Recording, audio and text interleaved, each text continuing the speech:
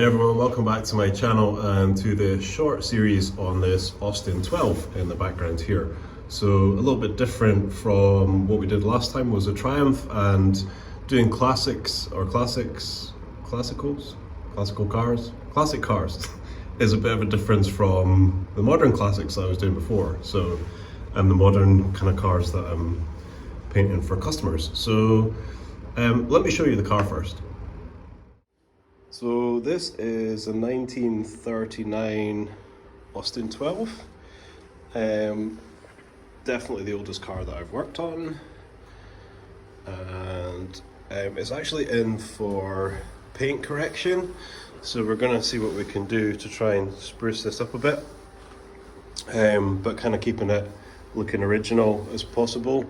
And also we need to paint this roof because it's the wrong color and it's all rusty. So I'm going to scan the paint. I actually did already, but I didn't come up with the best match. So what I'm going to do is what I did with the Triumph, which was basically try and get this lifted to the kind of best color and deepest shine I can, and then scan it again, and then get paint mixed up to paint this with. So first things first, it's not actually starting just now, so will it start today? Let's find out. So I thought this might be another fun little series to do. Still planning on doing my own series on flipping my own cars, but just don't have the money yet for the starter car. And that's basically because I've just been speculating, investing, and now I'm moving into the body shop in about 10 days. So that's obviously another expense in buying equipment and things like that. So hopefully soon, because I've been saying for about a year and a half, I'll have the funds together to actually start a series on my own car. But in the meantime, let's see how we get on with this Austin. So the first thing I need to do is connect the battery because it's disconnected, and this is a positive earth, which is not uncommon apparently in older cars. Look inside it. So now there's the clutch in the normal place. It's in neutral, I think. That's really quite slack, but I don't know whether it's meant to be like that or not. Yeah, so this is the starter. So there's a key there, there's a key there. So it's red, which means I think it's ready to go. So, oh.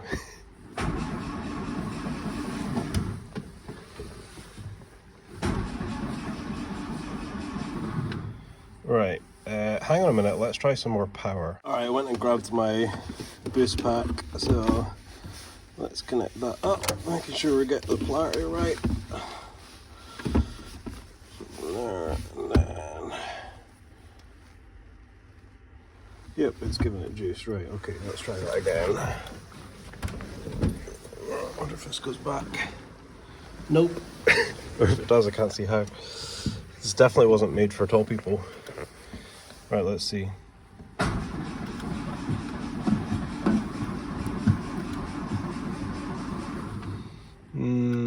Doesn't really sound like it's trying.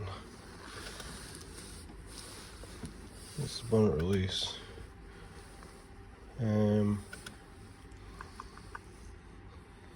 It's definitely getting fuel because I had a quick look at it yesterday. We had to tow it in here, obviously, and you could actually see the fuel moving through the filter. We'll have a look in a minute, but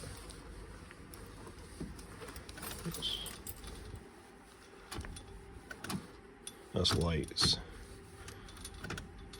Yeah, so that's like the ignition there. You see it showing 10 amps.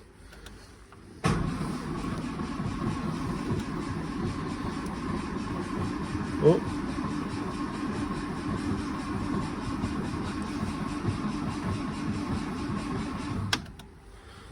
Got oil pressure. It's got fuel in it. It's definitely got compression because it was running when it was put away not long ago. It's definitely getting fuel because it flooded the other day, so the absence will probably be a spark. Let's see again.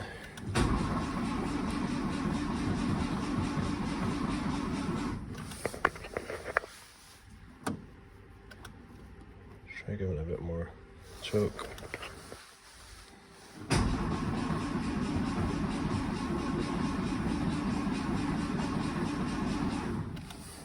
Just doesn't sound like it's... The close peg's there because that's apparently just the right setting if it's sitting that far out. But I don't know whether that is where it's meant to be when you're starting it or not.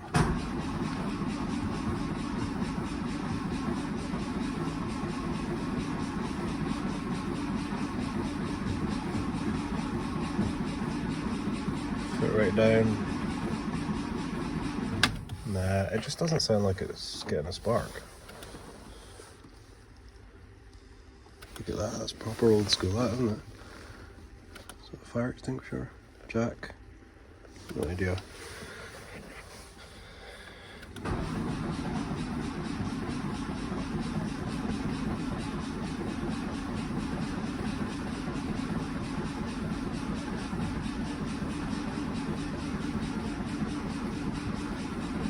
Nope. I can already smell fuel. Yeah, if I keep trying, then all that's going to happen is going to flood it. So I'm going to stop there just now. I think what I'm going to do is go for lunch and then come back, and we'll have a look under the bonnet and have a look and see what we can see. See if we can figure out if it is getting a spark. I don't think it is, and if it's not, then why. So I did try spraying some WD-40 on the electricals when we tried to start it yesterday, but that didn't work. That sometimes works for chasing out the moisture. So yeah, I think we'll have a look under the bonnet after lunch and see if we can get it going. Obviously it's bodywork I'm doing on it, but I need to get it into the big booth, and I can push it if necessary. It only weighs a ton, but it'd be good to get it started and going under its own steam. So we'll see how we get on. Okay, I'm back from lunch. I don't really want to keep on turning it over and trying to start it because it's just going to flood it eventually, and obviously it should really have started by now, so there's probably a reason it's not starting. So we're not really in danger of flattening the battery because it is a new battery, but that's making me think, because the owner did mention, it's Ian who owns the Triumph as well. He did mention that it just had a new battery put in it, and he thinks it's a positive earth. So on old-fashioned cars, a lot of them had a positive earth, or some of them had a positive earth, which basically just means that instead of the negative terminal of the battery being connected to the chassis, it's a positive terminal. If you don't get what I'm talking about there, if you think about a battery and like a light bulb, if you connect both terminals to a light bulb, then the light will light up. Okay, so in a car, instead of everything being connected to the battery, obviously, which wouldn't make sense, or individually to the fuse box, what happens is one terminal is connected to the chassis, so obviously that's metal, so everything is earth to the chassis, which means that there's then only one wire running to the fuse box, if that makes sense. So so in this case it's positive, it's a positive earth, or so we think. So what I'm going to do is I'm going to have a look. One thing that's probably connected straight to the battery is, I guess on this age of car as well, as a starter motor. So I'm going to have a look and see if I can see whether it's a positive terminal or the negative terminal that's connected, and see if that helps us to figure out what's going on with this car and why it won't start. Figure out is the operative phrase. Okay, I've absolutely no idea how to open this bonnet. Oh, you just pull it up. Okay. Yeah, so there you go, there's an old Austin 12 engine. Yeah, I'm not going to spend too long on this because it would make sense to get somebody with lots more experience to figure this out quickly if I can't suss it out quite quickly. My time's definitely better spent doing bodywork unless I'm working on one of my own cars, which I don't have any of just now. So I'm gonna stick you on the tripod on time lapse while I have a wee fish around, because it's kind of hard to hold the light this, and I'm going to need to duck in there a little bit. But I'm just going to try and see if there's any markings there that would show me whether that's the positive or negative terminal that's connected to the chassis. So let's have a wee look.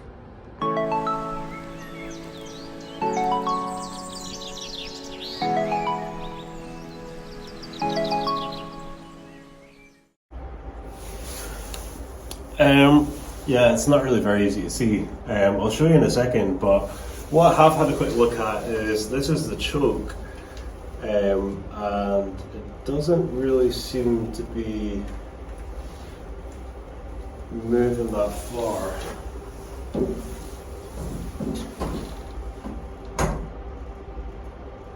It doesn't really seem to be staying very far out, so that plunger, I don't know if you can see it from there. So when the choke's engaged, this should be pulling up here. It doesn't really seem to be moving that far. So that could be a problem, or maybe not, I don't know. What I'm going to do is try just holding it up a little bit manually and pull the starter, see if that makes any difference.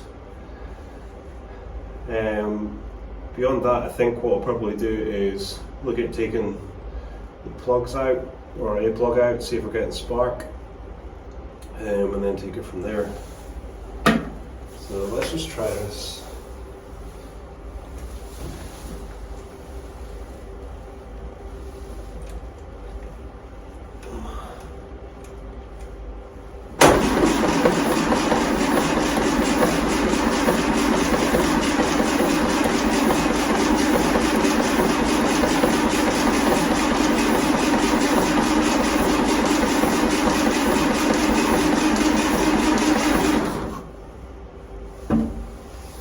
Nope, that didn't make any difference. So I think I'll go and grab some tools and see if we're getting some spark. Okay, I've grabbed some tools.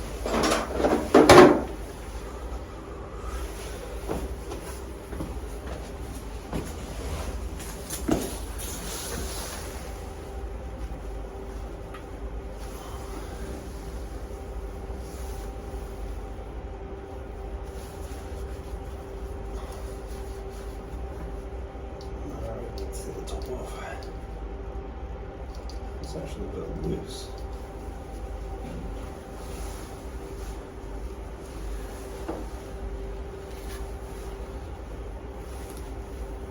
That first one was a bit loose.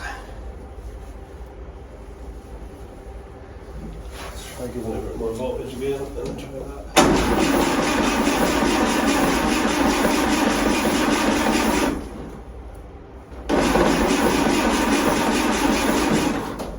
Nope.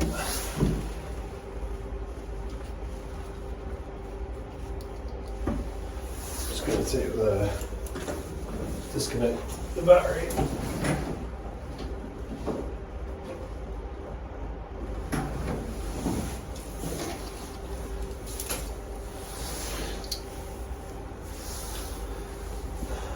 Okay. Put that back on so we don't lose it. Alright, I'm going to take one of the plugs out and see if it's sparking, so I'll stick your time lapse.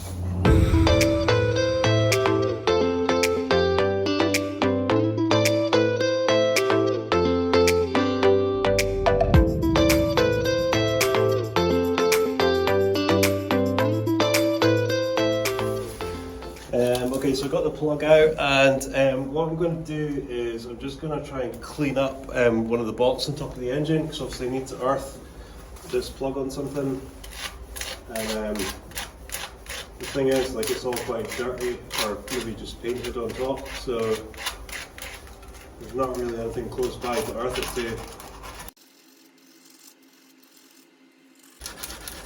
to. Yeah, it's definitely getting fuel, because the plug's stinking of fuel. So let's sit there. Don't really want to be holding on to it because there's a fair few volts coming through that. We're going to clean the side of it.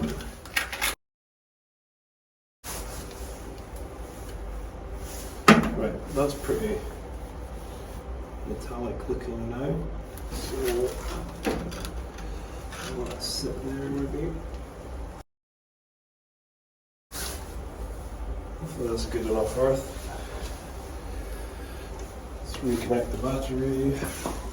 Give it a go.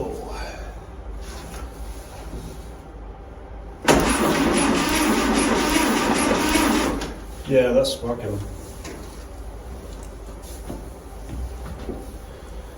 Right, that spark plug wasn't in very tightly, and I did see some new plugs in the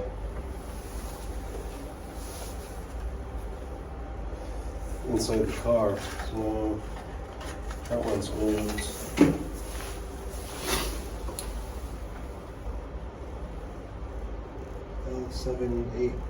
L79V, I think it is. Oh, B6HS.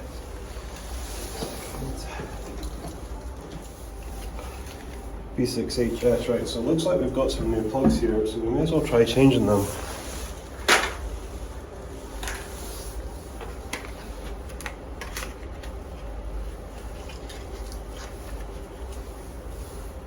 Now this is proper old school, so I don't know whether these need to be gapped or not. Let's have a look. Nah, it looks pretty much the same.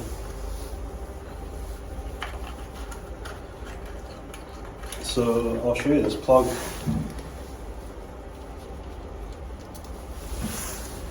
Yeah, can you see that okay? Yeah, it's pretty soaking. It's pretty dark as well, and I mean there's a new one, so let's is it oily? It's hard to tell, maybe a wee bit oily. Let's just try putting these new plugs in. Just double check, B6HS, yep.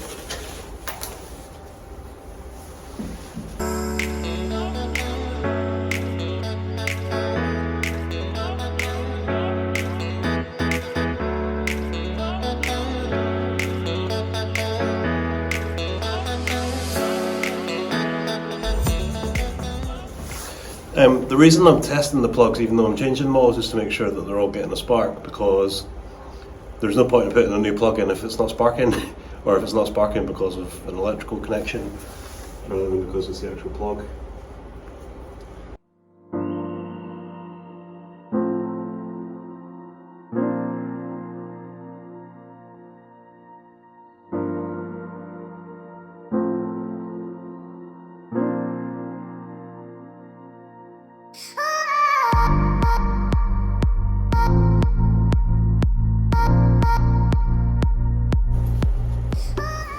So yeah, on some cars you have to gap the plugs, but I remember asking someone about a modern car for gapping plugs, and they're like, yeah, well, I've not gapped plugs in years and years, so it must be an older car thing.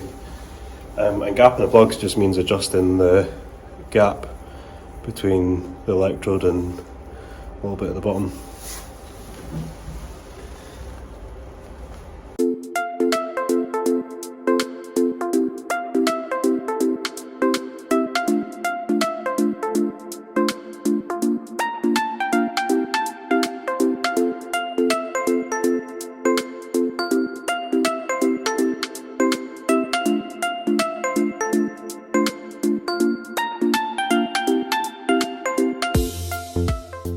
Okay, fingers crossed. Let's try turning it over again.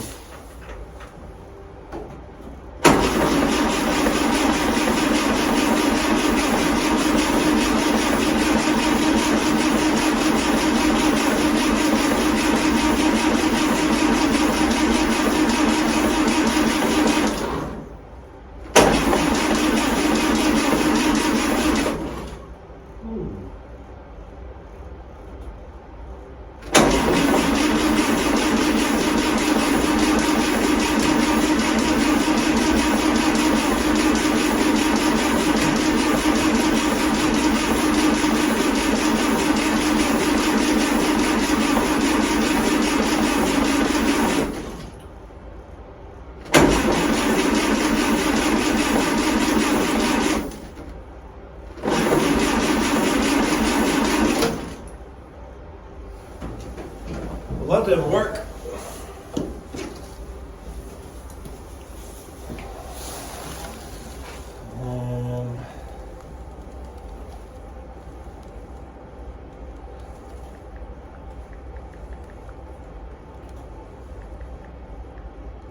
I wonder what the correct rotation of the engine is.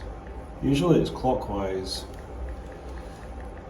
Rotation of the engine, less than 12.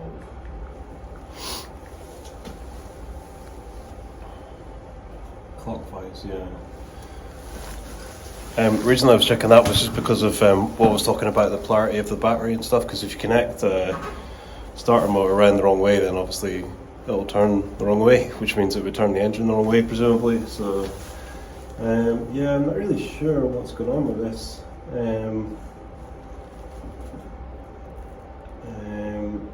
Could be the settings on the carburetor,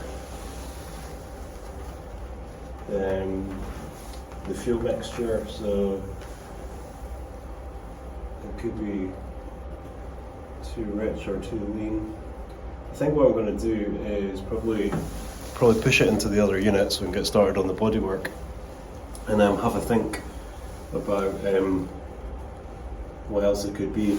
But there's no reason why it shouldn't have compression, because it did when it drove in.